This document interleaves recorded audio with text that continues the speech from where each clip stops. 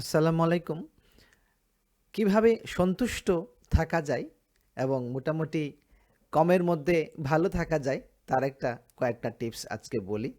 আমি আজকে আমার একটা জায়গা থেকে আসছিলাম কয়েকজনের সাথে, ওনাদের সাথে আমি যখন কথা বলছিলাম, একটা কথার এক পর্যায়ে আসলাম যে, "ভাই বাসায় তো বলবো, আসলে আমার হয়েছে কি ডাইনিং টেবিল যেখানে বসে আমি খাই তার টেবিলটা পুরো ভেঙে গেছে। তার মধ্যে ৩ টা চেয়ারই ভাঙা। একটা চেয়ার কোনোমতে আছে আমি বসে, বসে খেতে পারি। তারপরে আমার খাটটা ভাঙা, আমার ফ্রিজটাও ভেঙে গেছে।" কথাবার্তা বলছিলাম আরকি নিজের বাসার কথা। আমি মনে করি না যে এগুলো গোপন করার মতো কোনো জিনিস। কারণ আমি তো অভিযোগ আকারে বলছি না। তো একটা পর্যায়ে আমার কাছে মনে হলো যে এত কিছু হওয়ার পরে আমার তো ভিতরে মন্দ লাগা নেই, আমার দুঃখ নেই। কেন দুঃখ নেই? কারণ হচ্ছে আমার কাছে মনে হয় যে মানুষের জীবনে ভালো থাকার জন্য পজিটিভ দিকে একটু ফোকাস করা দরকার। যেমন ধরেন আমার হয়তো খাটটা ভাঙা, আমার ডাইনিং টেবিলের চেয়ারগুলো ভেঙে গেছে বা আমার ফ্রিজটা কি বলে পানি লিক করে, ঠান্ডা হয় না। কিন্তু আলহামদুলিল্লাহ আমি কিন্তু সুস্থ আছি। আমি ভালো আছি এবং আমার পরিবার পরিজনের লোক যারা আলহামদুলিল্লাহ ভালো আছে। এইটা একটা কিন্তু বড় নিয়ামত। আমি ছোটখাটো একটা চাকরি করছি, আমি খেয়ে পরে বাঁচতে পারছি। আমি কিন্তু এই পজিটিভ দিকগুলোর দিকে নজর দিলে তাহলে এই ভাঙা খাট বা ভাঙা টেবিল নিয়ে আমার কিন্তু কোনো চিন্তা হয় না, আমার কোনো দুঃখ হয় না। একটা সময় ছিল যে আমার ট্রাফিক জ্যাম আমি খুব এড়ায়ে চলার চেষ্টা করতাম। কারণ একটা সময় আমি বিদেশে থাকতাম এবং বিদেশের সুন্দর গাড়ি-ঘোড়া দেখে, মানে ফাঁকা রাস্তাঘাট দেখে বাংলাদেশে এসে আমার একটু কষ্ট হয়েছে, এটা সত্য কথা। কিন্তু পরে মনে হলো আমি তো এদেশেই থাকবো, আমি এদেশের সন্তান। আমার মতোই এদেশের ১৬ কোটি মানুষ চলাফেরা করে। বড়লোক আর কয়জন, তাই না? তখন আমি শুরু করলাম যেটা, যে আমি উবারে বা সিএনজিতে অথবা আমি রিক্সায় যখনই যেভাবে চলি না কেন, আমি ড্রাইভার ভাইদের সাথে আমি গল্প জুড়ে দেই এবং আমার এত ভালো লাগে, এমনও হয়েছে যে জায়গায় পৌঁছে গেছি কিন্তু আমার গল্প আর শেষ হয় না। আর যদি আমি আমার ভাইস্তে-ভাস্তির সাথে বা আমার ভাই-বোনদের সাথে বা আমার ওয়াইফের সাথে কোথাও বাইরে যাই, তখন আমি তাদের সাথে মোটামুটি গল্প করে সময় কাটানোর চেষ্টা করি। আমার মনে হয় যে এইটা আমার এই ট্রাফিক জ্যামের প্রতি যে একটা আমার বিরক্তি ছিল, সেটা আস্তে, আস্তে কেটে গেছে এবং আমি মোটামুটি সন্তুষ্ট থাকতে পারি। ২ নাম্বার হচ্ছে যে আপনার কি করে স্ট্রেস রিলিফ হয়? মানে আপনি যখন কোনো সমস্যায় থাকেন বা টেনশন থাকেন, সেটাতে কি করলে পরে আপনার কিছুটা হলে সমাধান হয়? সমাধান হয় বলব না, কিছুটা টেনশন কমে আসে, সেটা আপনাকে জানতে হবে। প্রত্যেকটা মানুষ কিন্তু আলাদা। আমি আমার কথা আপনাদেরকে বলি। আমার জীবনে যখন কোনো সমস্যা, পেরেশানি বা টেনশন আসে, তখন আমি চেষ্টা করি, ১ম যেটা চেষ্টা করি যে আমি আ সৃষ্টিকর্তার সাথে আরো একটু ক্লোজ হওয়ার চেষ্টা করি। মানে একদম যদি ক্লিয়ারলি বলি, আমি আমার যেহেতু একটা ধর্মে আমি বিশ্বাস করি, আমার ধর্মের মধ্যে আমি প্রার্থনা বা নামাজ পড়ার চেষ্টা করি। আমার অনেকটা ভালো লাগে। আরেকটা করি, আমি একটু সুফিয়ানা, একটু বাউলা গান শোনার চেষ্টা করি। যেহেতু আমরা কিশোরগঞ্জের মানুষ, ওখানে একটু আমরা ফাঁকা, ফাঁকা জায়গায় বড় হয়েছি। একটু উদাসী মন আমাদের। তো একটু ভাটিয়ালি একটু গানগুলো আমাদের ভালো লাগে। তো আমার যখন ঘন্টাখানেক গান শুনি, তখন আমার মনটা অনেক ভালো হয়ে যায়। আমার স্ট্রেস অনেক রিলিফ হয়ে যায়।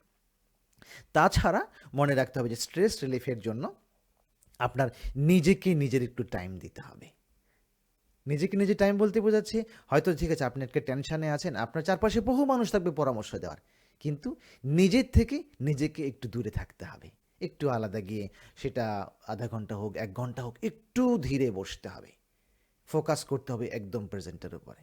তাহলে দেখবেন যে নেগেটিভিটি কেটে গিয়ে আপনি আরো মানে সন্তুষ্ট থাকার চেষ্টা করতে পারতেছেন।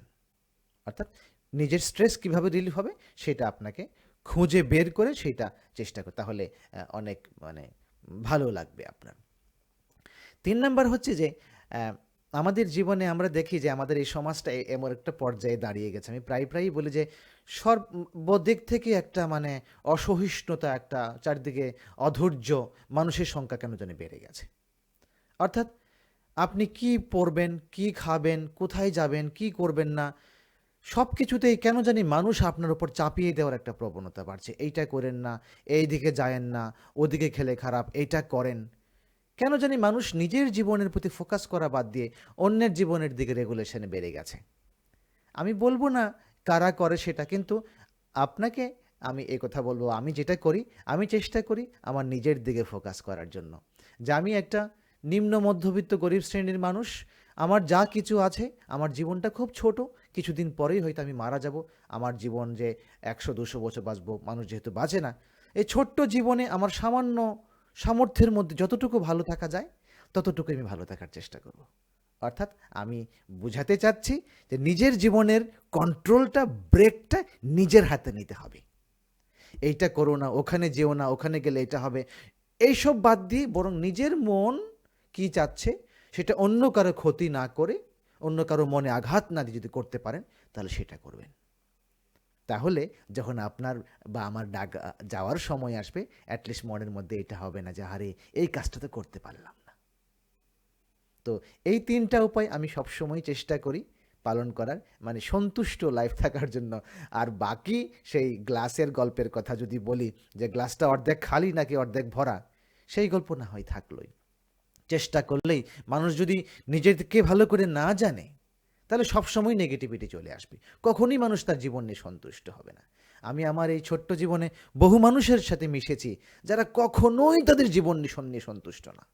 সারাক্ষণ তাদের মুখে একটা না একটা অভিযোগ লেগে আছে, এইটা নাই সেইটা নাই, এটা কেন হলো না সেটা কেন হইল না। কিন্তু আমার কাছে মনে হলো যে মানুষের জীবন যদি এভাবে অভিযোগ করতে করতে চলে যায় তাহলে মানুষ জীবনটা এনজয় করবে কখন? সুতরাং ভাই, আমি এই ৩টা কথা বললাম, অনেকগুলো আছে। ১ নাম্বার হচ্ছে সব কিছু যে পজিটিভ সেই দিকে নজর দিতে হবে। ২ নাম্বার হচ্ছে কি করলে পরে আপনার স্ট্রেস রিলিফ হয়, আপনার টেনশনটা একটু কমে যায়, সেটা আপনাকে খুঁজে বের করে চেষ্টা করতে হবে।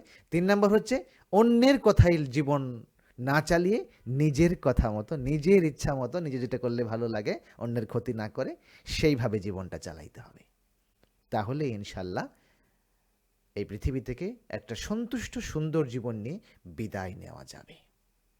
ভালো থাকার জন্য, সন্তুষ্ট থাকার জন্য পয়সা লাগে না, কাড়ি কাড়ি টাকা লাগে না, চারপাশে একদম সব কিছু সাজানো গোছানো থাকতে হয় না। পৃথিবীতে মানুষের জীবন কোনো দিন সাজানো গোছানো ছিল না। 1000 বছরের মানুষের ইতিহাস সে কথা বলে না। সর্বকালেই সর্বজগতেই যুদ্ধ বিগ্রহ ছিল, মানুষের চাওয়া পাওয়ার মধ্যে অমিল ছিল, মানুষে মানুষে হিংসা বিদ্বেষ সব কিছু ছিল। একটু ইতিহাসের বইগুলো পড়ে দেখেন। সুতরাং আজকের দিন নিয়ে যেন আমরা অসন্তুষ্ট না হয়ে যাই, আমরা যেন চেষ্টা করি এই পৃথিবী থেকে যাওয়ার সময় সন্তুষ্ট একটা জীবন নিয়ে বিদায় নেওয়ার জন্য। আল্লাহ রাব্বুল আলামিন সবাইকে ভালো রাখুক এই কামনা করি। সবার জন্য দোয়া, আমার জন্য দোয়া করবেন। আসসালামু আলাইকুম।